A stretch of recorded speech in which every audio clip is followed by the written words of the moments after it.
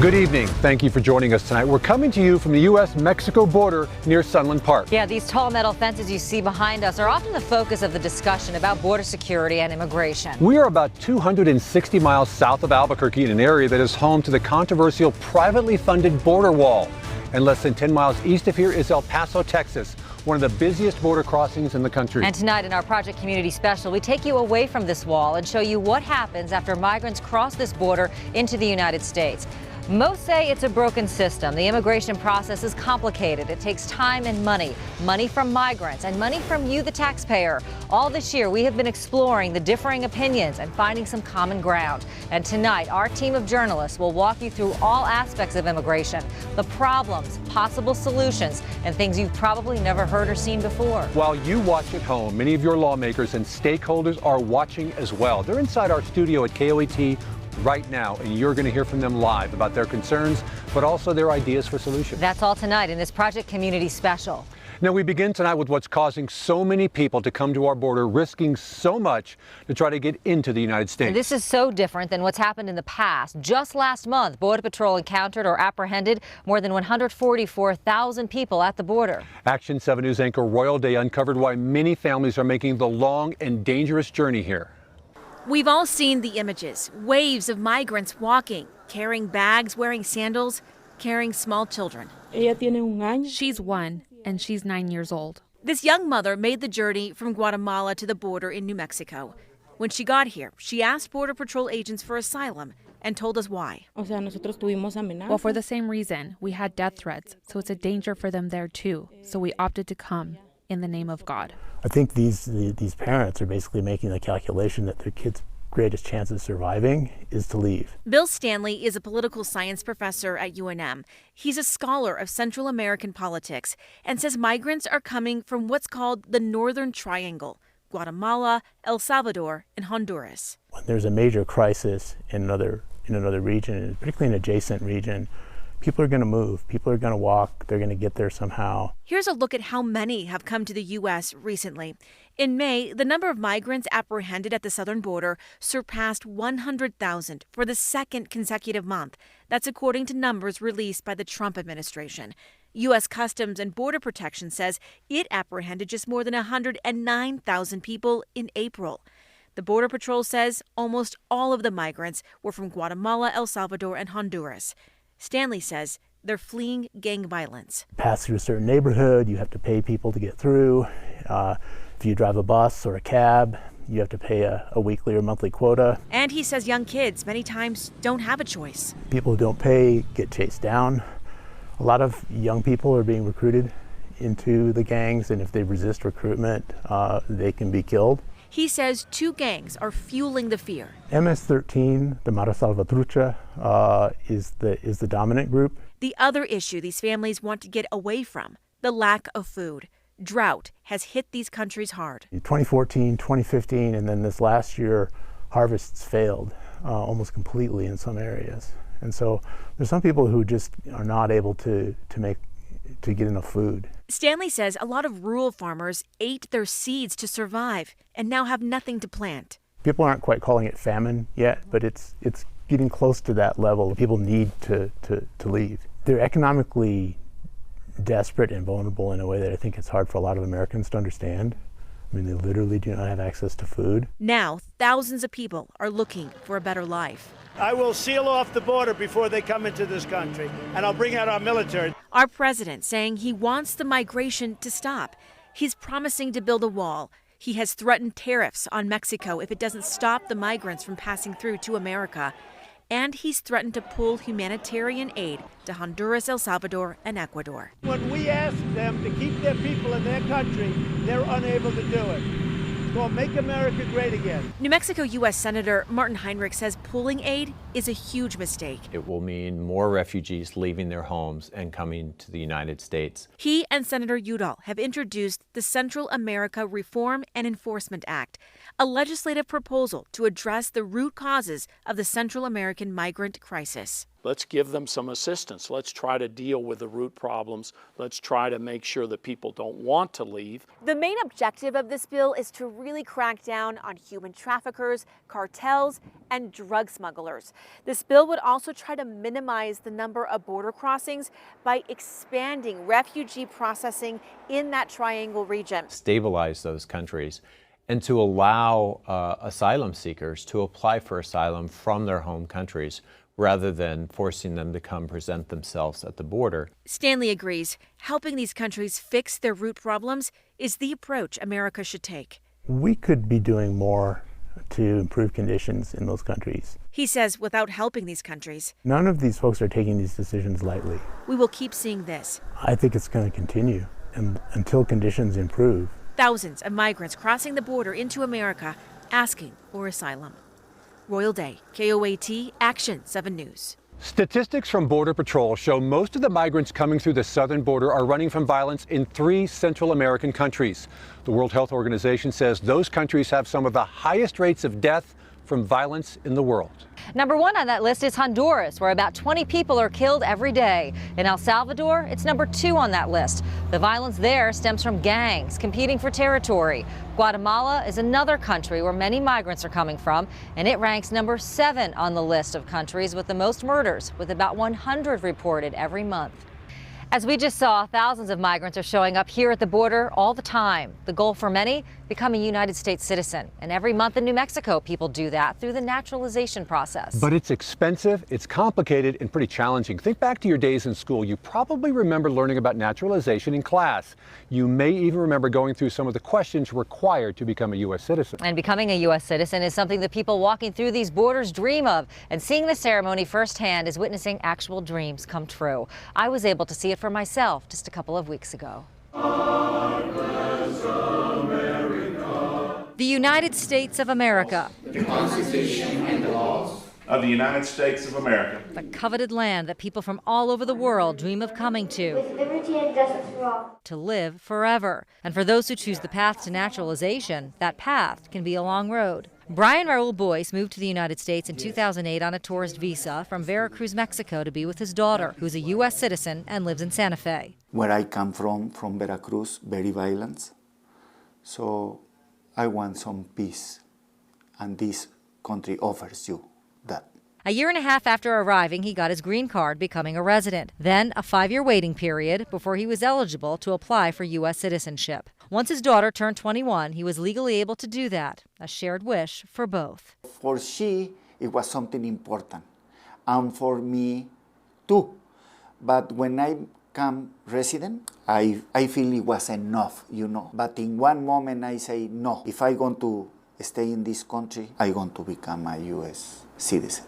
Brian's legal counsel, Albuquerque immigration attorney Rebecca Kitson, says it's not so much the time commitment and money that discourage many from going through the process to become a U.S. citizen. I actually think that the law is the main reason why people don't regularize their status in the first place. And the law is complicated, and there are no guarantees that someone who has all the criteria will be able to complete the naturalization process. There are a lot of assumptions that if you are a good person, that if you try hard, that if you do things the right way, that if you don't get in trouble, that you'll be able to have a pathway to be able to make things right in the U.S. And that's simply not true. To qualify, there's key criteria that must be met, and even then there's no guarantee. A person must be 18 years old, be a permanent resident, which means having a green card for at least 5 years, show that you've lived for at least 3 months in the state or district where you apply, be able to read, write, and speak basic English, and answer some questions about U.S. history and government. Those questions appear on a civics test, with questions ranging from what is an amendment to how many U.S. senators are there. It's 100 questions, and you need to write and you need to read something. It was excellent.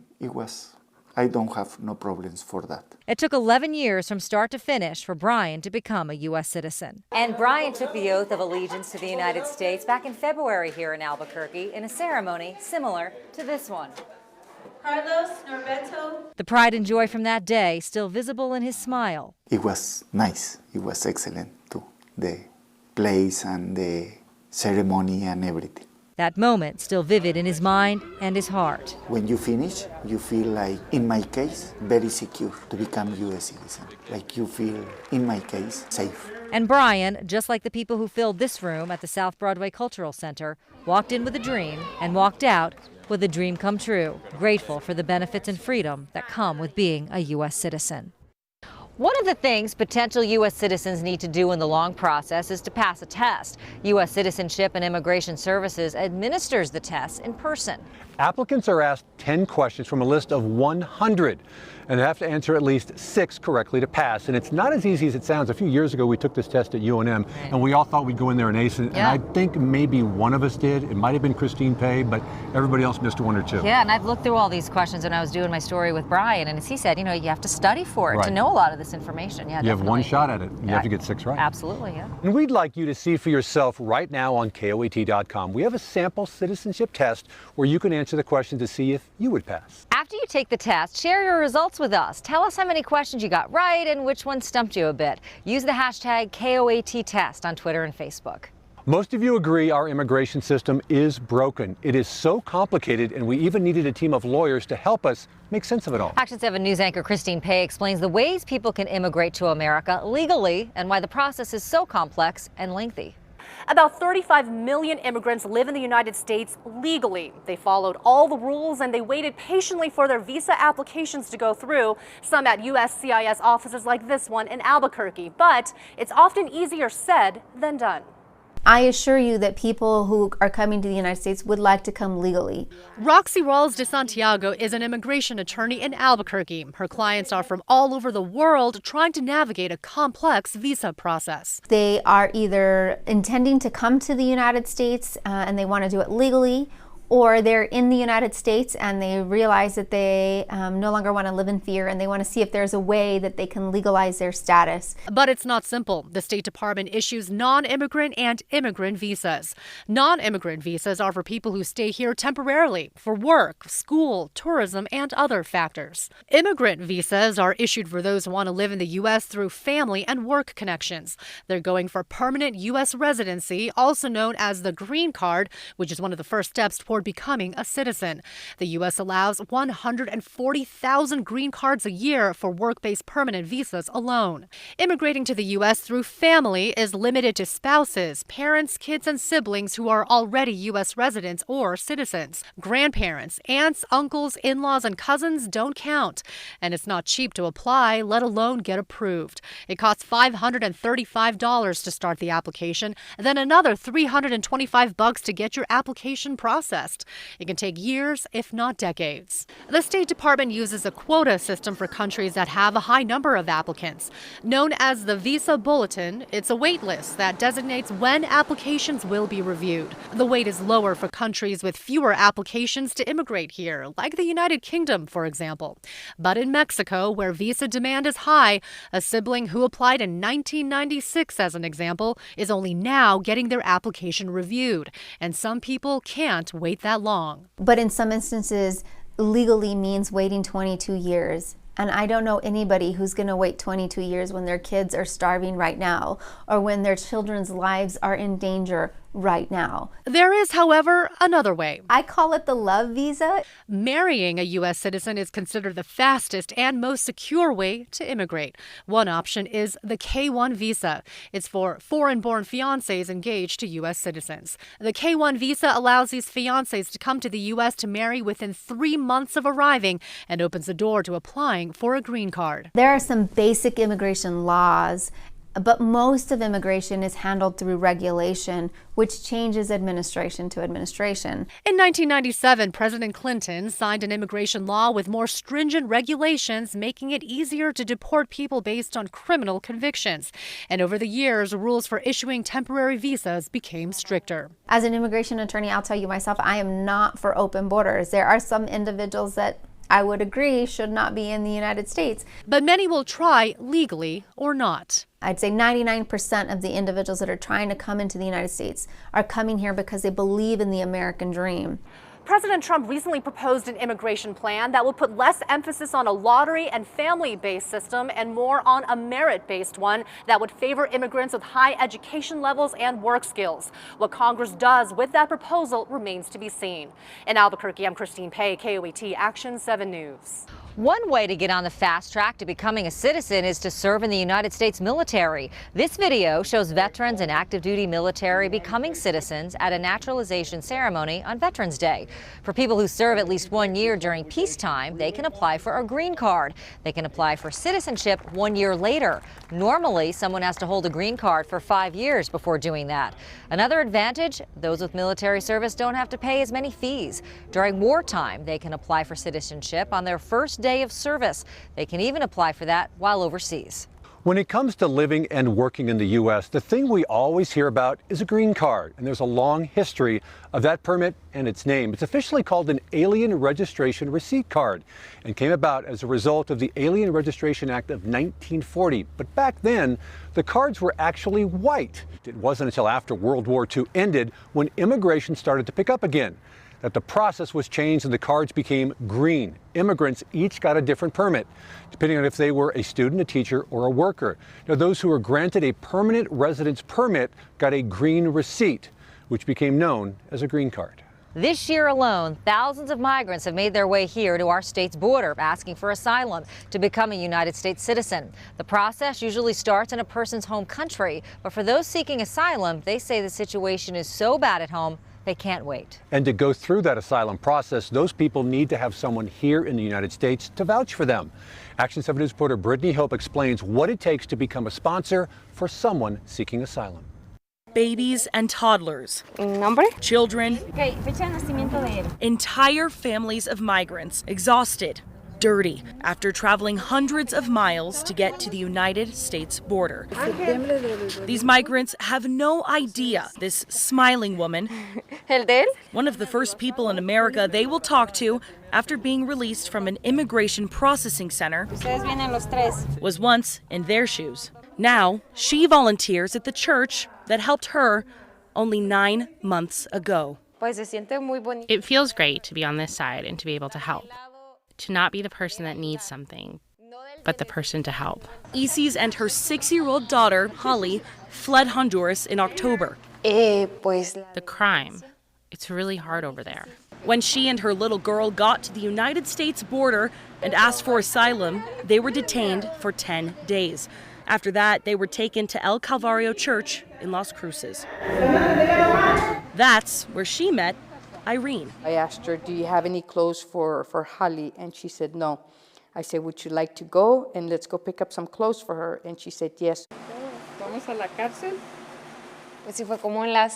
It was an automatic bond. It was familiar. It was a big decision, but Irene decided to be a sponsor for the family. I wanted to make sure that I was doing the right thing because I was also scared too. I was like, oh, and I prayed about it and I said, Lord, if it's from you, let this be an easy trip.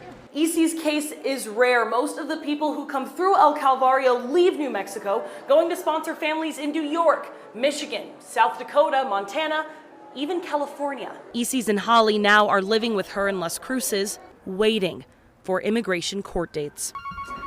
Allegra Love is a local immigration attorney. She says there are 2 pathways that lead to getting asylum.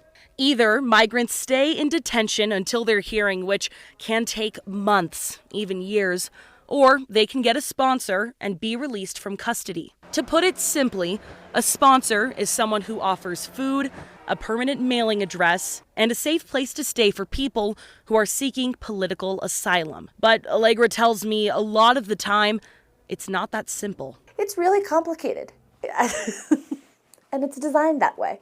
It wasn't designed to be simple. Many sponsors have to pay upwards of $1,500 in bond to promise immigration courts that the person they're sponsoring isn't a risk to national security. But Allegra says it doesn't matter how the sponsorship comes together, it is a tough commitment for everyone. You're going to be supporting this person for a really long time, and they're going to have needs that are complicated. Right now, Irene doesn't know how long Isis and Holly will live with her. There's just so much joy in the house. It all depends on when her asylum hearing will be. Until then, they will work here at El Calvario Church every day together, helping migrants get ready for their journeys to their sponsors. Meanwhile, little Holly enjoys going to her bilingual school. She says when she grows up, she wants to be a teacher too. Because I can have a class and teach people to speak English. And Isis wants to give back the gift that Irene is giving her every day. That's my goal, to continue helping. Like she helped me. She continues to help me. I want to help others. In Las Cruces, Brittany Hope, KOAT, Action 7 News. We have a list right now on our website at KOAT.com of what it takes to become a sponsor and what you're obligated to do if you're approved. Groups in New Mexico are helping migrants coming across the border for help. The migrants stay in cities like Albuquerque, Deming, and Las Cruces until they can move closer to their sponsor. But with so many people coming into our state, groups like Catholic Charities and Lutheran Family Services have become overwhelmed. And they are not the only ones trying to help. Cities and our state are spending taxpayer money as well. Albuquerque is paying $250,000 alone. Deming shelled out $1 million, and the governor says she plans to reimburse those local governments that use money to help migrants. One thing we have learned through the first 6 months of our Project Community reporting is there are a lot of different and strong opinions on immigration and border security. Coming up next, we're bringing together people on both sides of the debate to work towards finding some common ground to maybe lead to some meaningful change.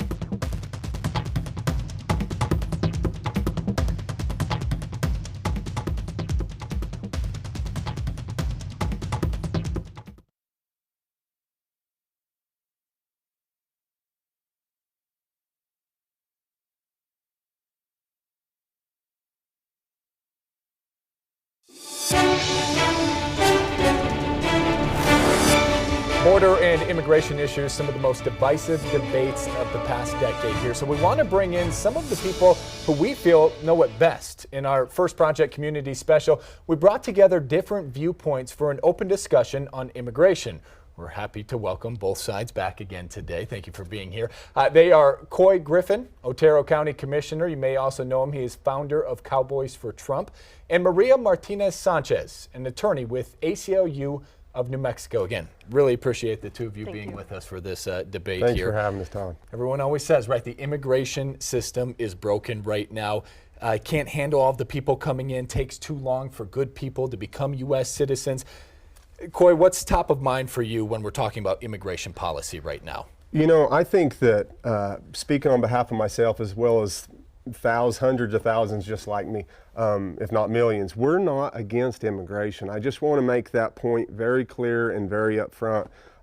We know that we're a nation of immigrants. We know that immigration keeps us healthy, and there's a great need for immigrants, the contribution of immigrants in our country. So we welcome immigrants, but as we're a nation of immigrants, we're also a nation of laws.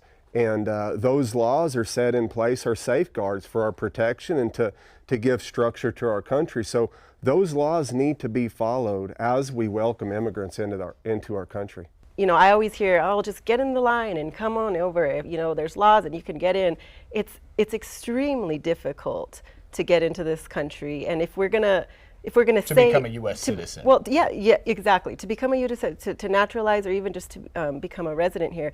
I mean, the amount that the years people have to wait in line, it's not tenable. If you are hungry, if you're living in poverty, if you're, you know, threatened with torture and violence, you don't have the luxury of waiting for decades to be able to try to get in this country. So what we need to do is make those laws more flexible. We need to be able to allow people in at a quicker rate, vet them, and make sure that they, you know, they'll be good members of society, but make it easier for people to come. Because telling people to get to the end of the line, it's just not, it's not something that is as easy as just getting in line and coming in. Right. And I would agree with Maria completely. We do need our immigration processes streamlined. We do need to make it easier for immigrants to enter into our country.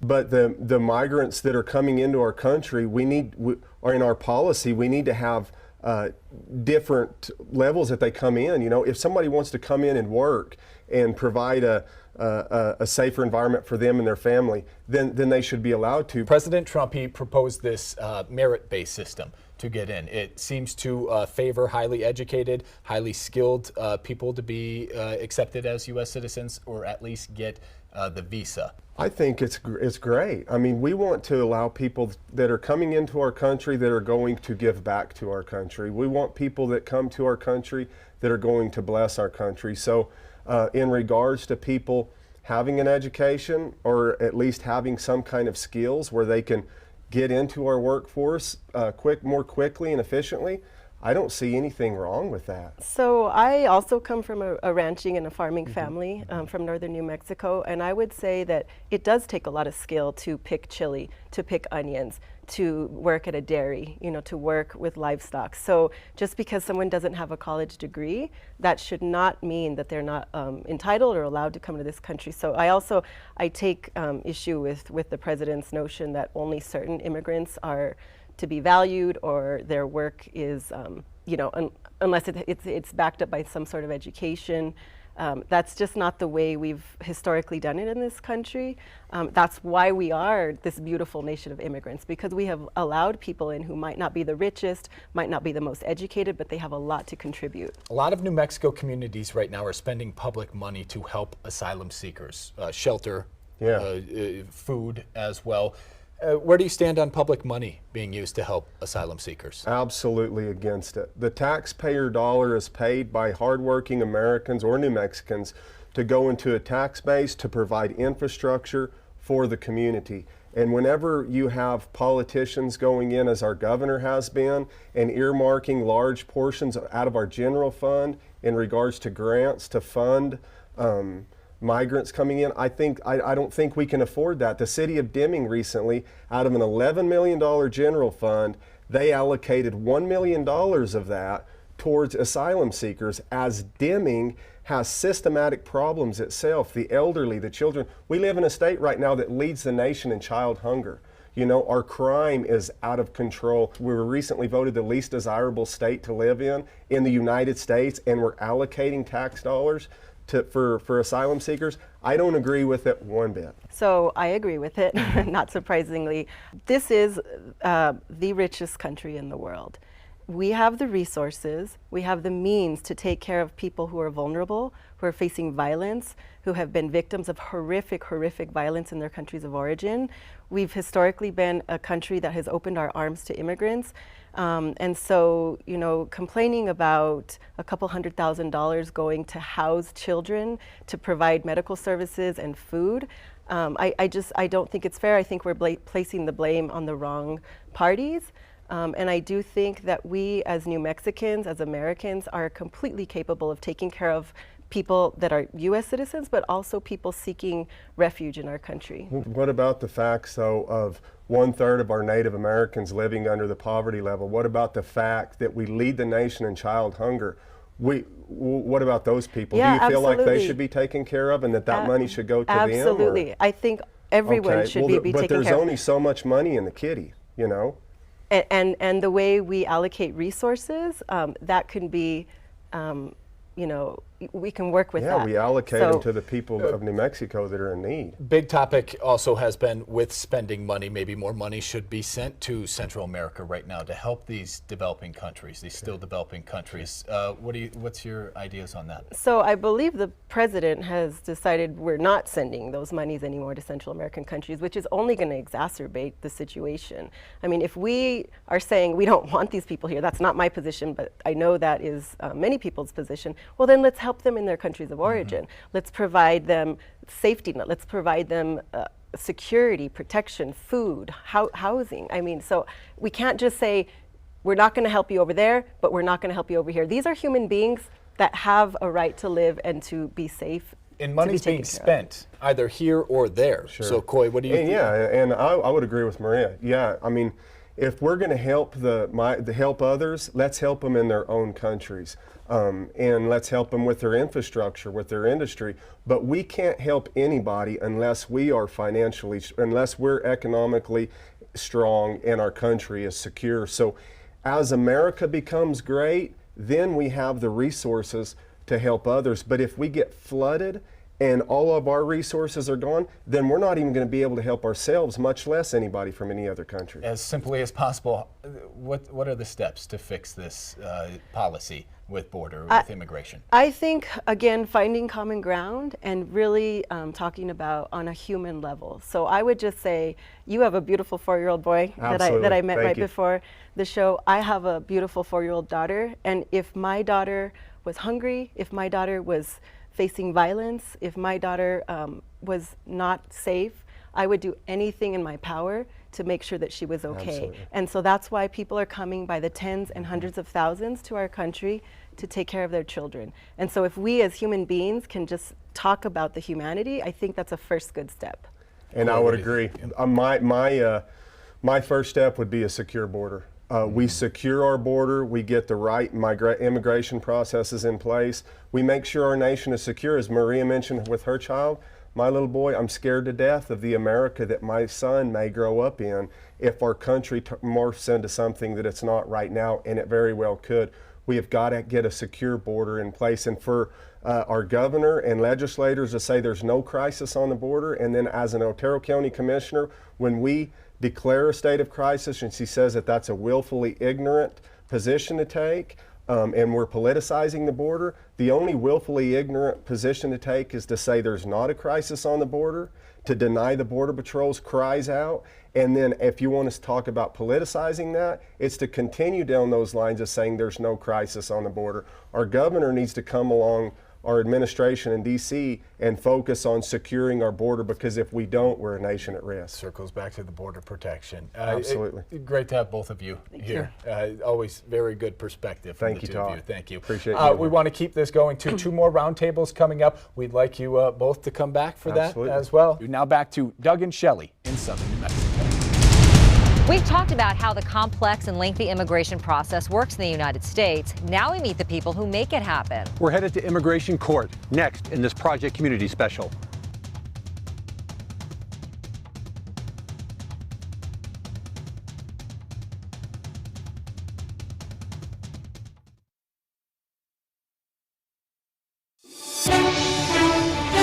We started this Project Community Special at a border wall, an image that has become sort of iconic to this current border security and immigration debate. And now we're at a location you don't always see, a processing and detention facility for migrants in New Mexico. Inside, there's also an immigration court. We're in Chaparral, a village in Otero County. It's about 20 miles from El Paso, Texas, and 25 miles from Ciudad Juarez. Whether someone immigrates legally or illegally, they'll end up spending time in an immigration court, and one of them is here inside this immigration processing facility. Action 7 News anchor Shelby Cashman introduces you to an immigration judge who explains the good and bad about what happens in court and what can be done to make it better.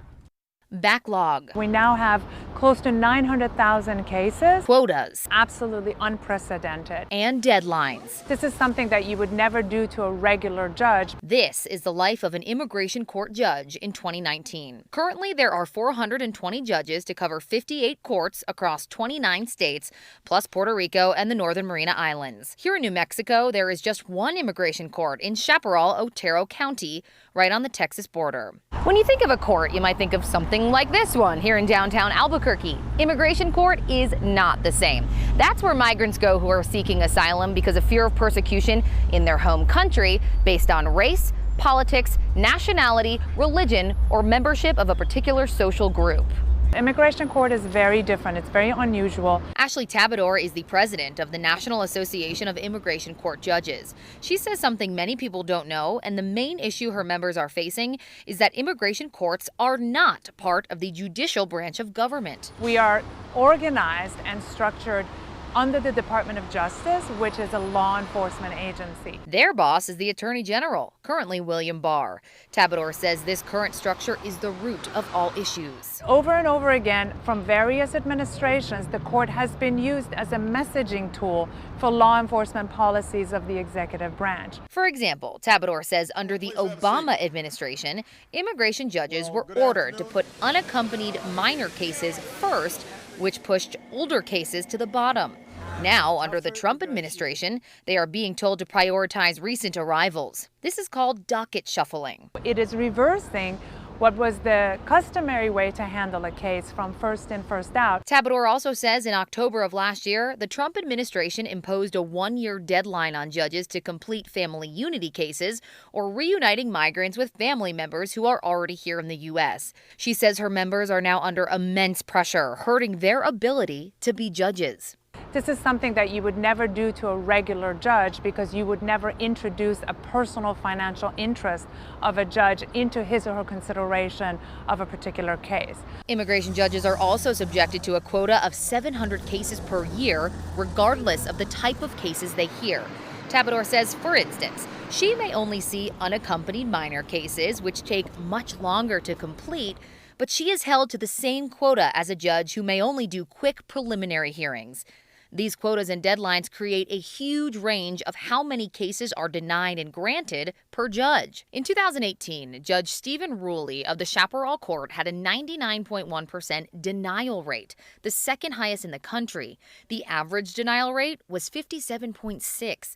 But Judge Ruley only saw 111 cases, whereas the judge who had the highest grant rate saw 959 out of a New York courtroom. Judges haven't been treated as judges. While Tabador says problems with immigration courts have existed for years, under the Trump administration, things have been amplified and, in large part, progressed to such an indefensible fashion that is frankly beyond repair. She says the only thing that could fix the system and begin to clear the case backlog would be to remove the Justice Department and allow immigration courts to be independent. There is a lot of support out there and recognition that unless you fix the problem at its foundation, you will continue to be plagued with these issues. Shelby Cashman, KOAT Action 7 News. Shelby mentioned immigration judges in civil courts are appointed by the United States Attorney General. So what does it take to qualify?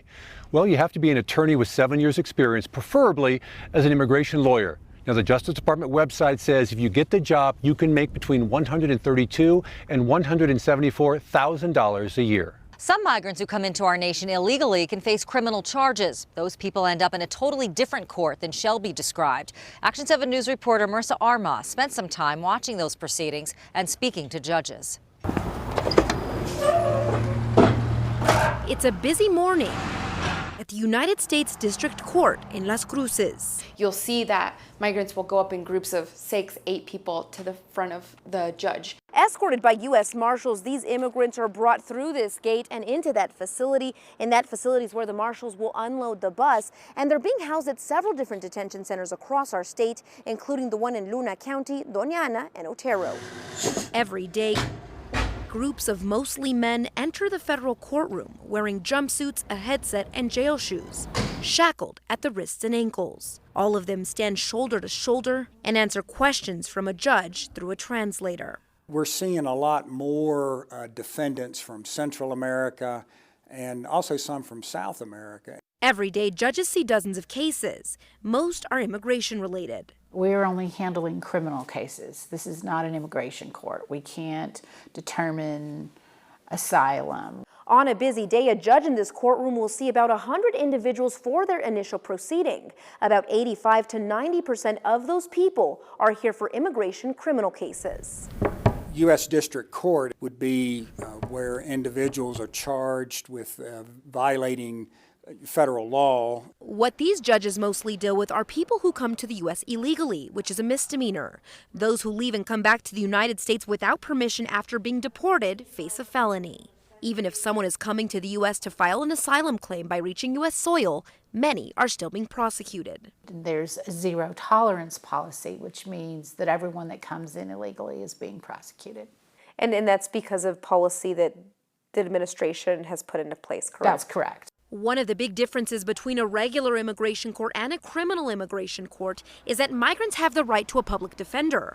Most of them are also put in jail until their trial is over. My whole staff is stretched thin, not only the lawyers, but the whole staff, because every case engenders paperwork, even if it's a misdemeanor. While judges see this process as fast and efficient, others believe it's a flawed operation. Operation Streamline, really, the name says it, right? It is supposed to streamline the process and get as many migrants criminalized as possible. On average, one trial takes anywhere from 7 to 15 minutes per person, which community organizers say is erosion of due process. It's wrong. I think that it has not worked. It's absolutely immoral.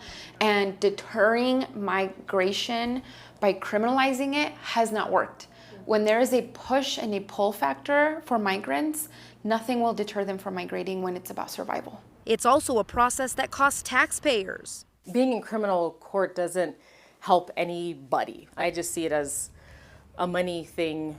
I mean, we have this beautiful courthouse, we have all of the staff in there, all these things, that's what it does, and we have to keep the machine going. We asked Judge Garza what a common misconception is about these proceedings. I think the perception is that they've committed an additional crime other than just coming into the country illegally. Crossing that line that divides Mexico and the U.S. is the only crime most are accused of committing. They're being charged with a crime, but they're not criminals. They're ordinary people like you and me and everybody else who's out there struggling to make a life for themselves, make a life for their children. If an immigrant is found guilty of illegal entry or re-entry, they will likely spend some time in an ICE facility and later be deported. Reporting in Las Cruces, Marissa Armas, KOAT Action 7 News. The American Bar Association released a report concluding if the court system for immigration isn't overhauled, it could collapse. The report has a recommendation of 100 things that could change to make it more efficient while treating migrants humanely and giving judges the independence they need to be fair. Along with the court and processing center for migrants, this is a detention facility too. We got to go inside where hundreds of migrants are being held by Immigration and Customs Enforcement. Next in this Project Community Special.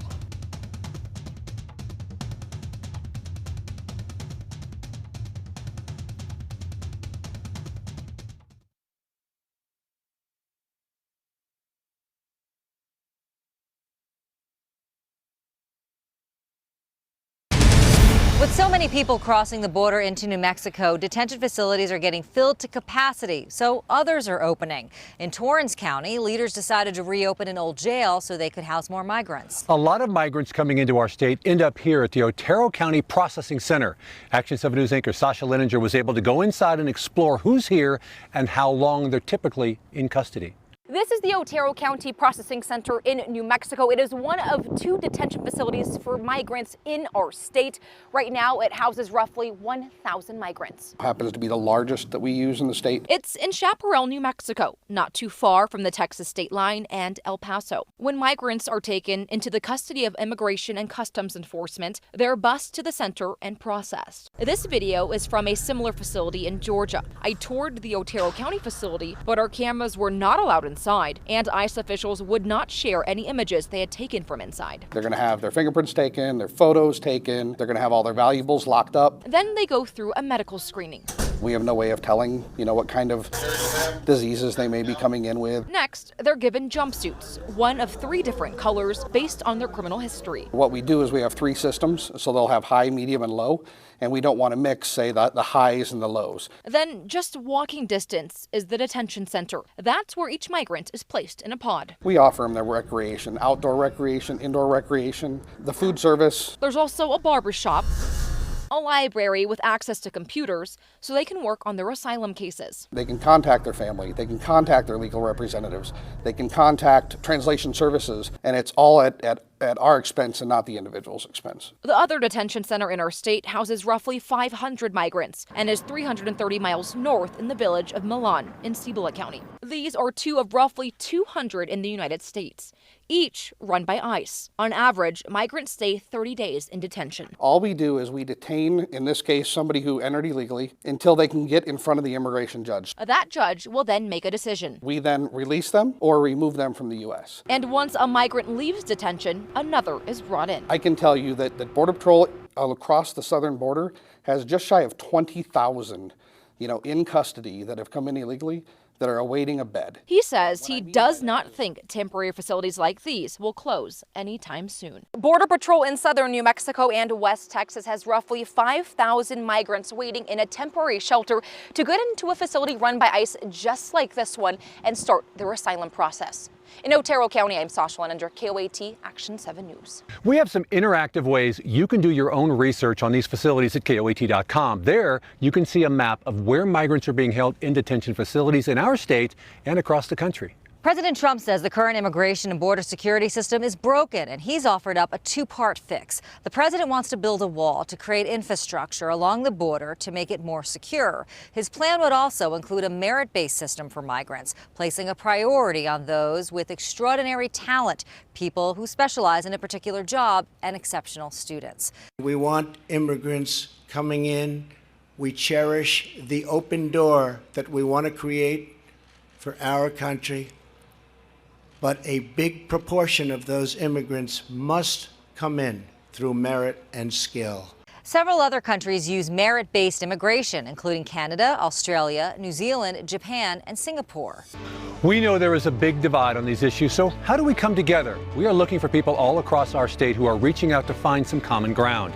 If you know someone who is trying to bring both sides together, please let us know at KOAT.com. Just click on the menu and go to the Project Community page and look for the Community Champion. New Mexicans know better than anyone how immigration has influenced this country. Up next, we take you to the chili fields in Hatch to show you how agriculture, like growing chili, led to one of the biggest changes in immigration.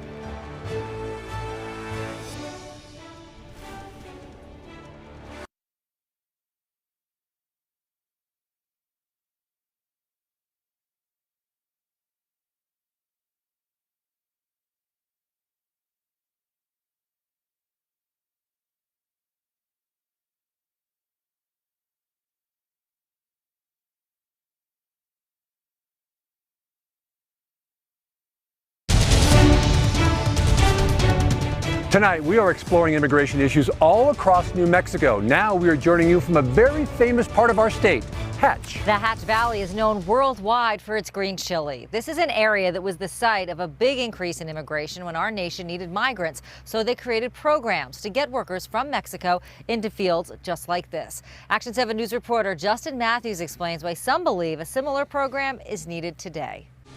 If you're not a U.S. citizen and you want to work in this country, don't hold your breath. It takes a while, years, if not decades. And as we told you, there are so many different types of visas that legally allow you to earn a paycheck here when you're not a citizen. Most of them have letters, so it's a bit of an alphabet soup. We have R visas for religious workers, L visas for intercompany transferees, Ps for performance or for athletes. Within the alphabet soup, A is for agricultural workers, an industry that has been in dire need of helping hands for the past several years. There was a time in the past when that same demand created the Bracero program. Beginning with World War II, the farming and rail industry was in desperate need of workers because so many men from the United States were fighting the war. The program allowed workers from Mexico to come here to help. You cannot overlook the contribution of Mexicans to American society. Archivist Ana Yuremovich is one of the cultivators of the Bracero exhibit at the Hispanic Cultural Center. The Bracero program started in the 40s, where workers from Mexico signed a contract to come work in the United States, under the condition they'd return to Mexico at the end of their term. Those workers kept American agriculture moving, and the program resulted in a big wave of immigration in New Mexico.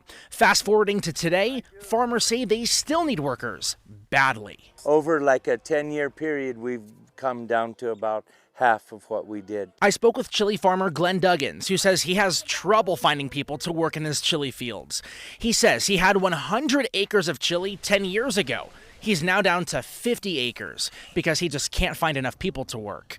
Duggins says it's not an easy job. It's hot, bent over, and to look at a row 1,500 feet long, and you've got a hoe that's cutting 6 inches, and you just keep going and cutting those weeds. Duggins says we need to have a worker program again in this country. I asked him what he thinks should happen, and he's full of ideas and broke it down for me. You want to buy a permit to come into the United States and work.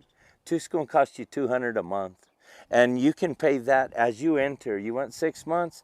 It's $1,200. If the people that are coming for work don't have the money, the boss will pay for it. And they could very easily verify that I am an agriculture employer, and that's where they want to go.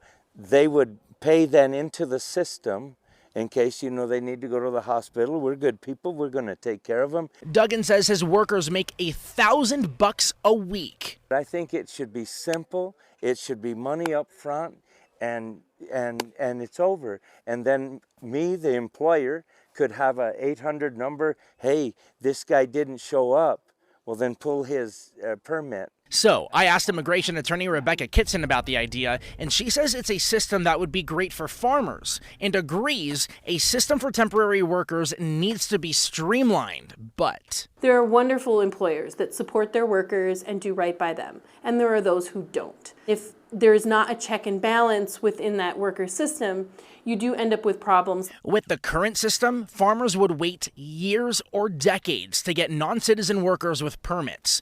Right now, farmers must prove to the Department of Labor, Homeland Security, and the State Department that there is no American worker for the job. It's a labyrinth to make it through the application process for these companies to be able to actually acquire the number of workers that they need. Justin Matthews, KOAT, Action 7 News.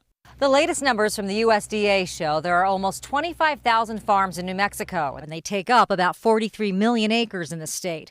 The biggest crop grown in New Mexico is pecans, which make up 30% of the state's sales. Surprisingly, chili peppers, like the green chilies grown here in the Hatch Valley, only make up about 6% of crops grown in the state.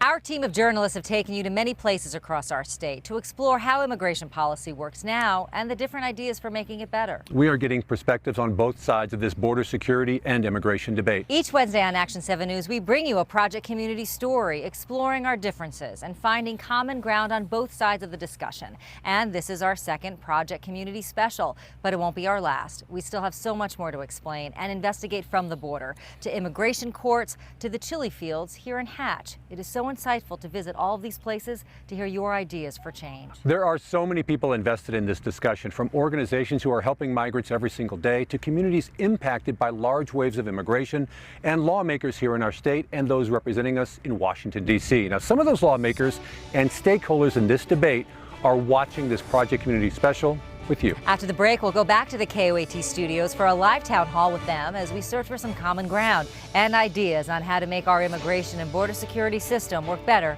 for everyone. That's when we come back on our Project Community special on immigration.